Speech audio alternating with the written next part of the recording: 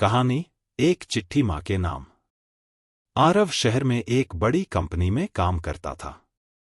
सुबह जल्दी उठना, मेट्रो पकड़ना, ऑफिस की मीटिंग्स और रात को थककर बिस्तर पर गिर जाना, बस यही उसकी दिनचर्या थी। माँ गांव में अकेली रहती थी। कभी कभी कॉल करती, लेकिन ज्यादातर बार आरव कहता, माँ अभी थोड़ा बिजी हूं, बाद में बात करता हूं। माँ चुप हो जाती थी, लेकिन उनकी आवाज में वो पुरानी गर्मी अब नहीं थी। एक दिन ऑफिस में काम करते हुए आरव को एक चिट्ठी मिली। हैरानी हुई, आजकल कौन चिट्ठी भेजता है? लिफाफा खोला तो माँ की लिखावट थी। कांपते हाथों से लिखा गया एक एक शब्द जैसे दिल में उतरता चला गया। बेटा, तू बहुत आगे बढ़ गया है। तुझे देखकर गर्व होता है। लेकिन जब तू छोटा था तो हर रात कहानी सुनकर सोता था। अब तू बड़ा हो गया है और कहानियां भी खो गईं। घर की खटिया अब भी वही है, आम का पेड़ भी है और माँ भी, जो अब भी तुझे हर रात कहानी सुनाना चाहती है।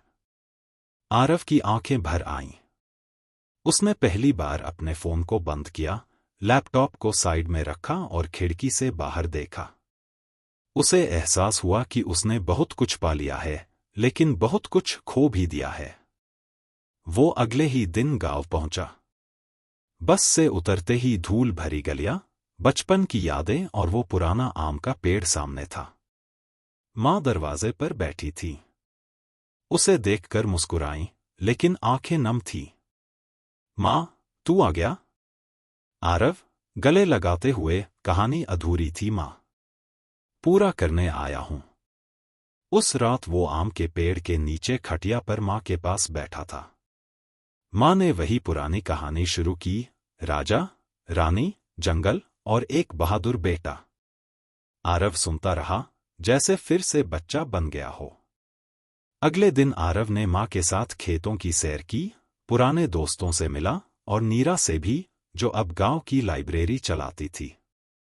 नीरा, तू तो शहर का बड़ा आदमी बन गया। गांव याद आता है?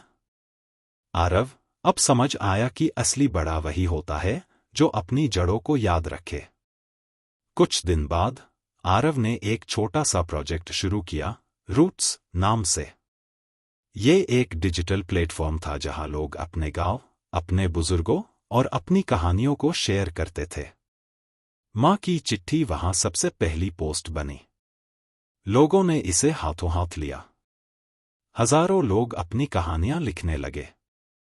किसी ने दादी की रेसिपी शेयर की, किसी ने अपने खेत की मिट्टी की खुशबू। एक दिन आरव ने माँ को वीडियो कॉल किया। आरव, माँ अब सब तुम्हारी बातें सुनते हैं। माँ मुस्कुराकर, अब तू सच में बड़ा आदमी बन गया। उस रात फिर से आम के पेड़ के नीचे खटिया पर माँ और बेटा बैठे थे।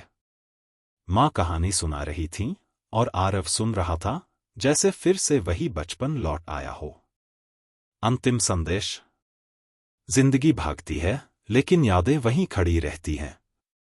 इंतजार करती हैं कि कोई लौटे और कहे, माँ कहानी सुनाओ।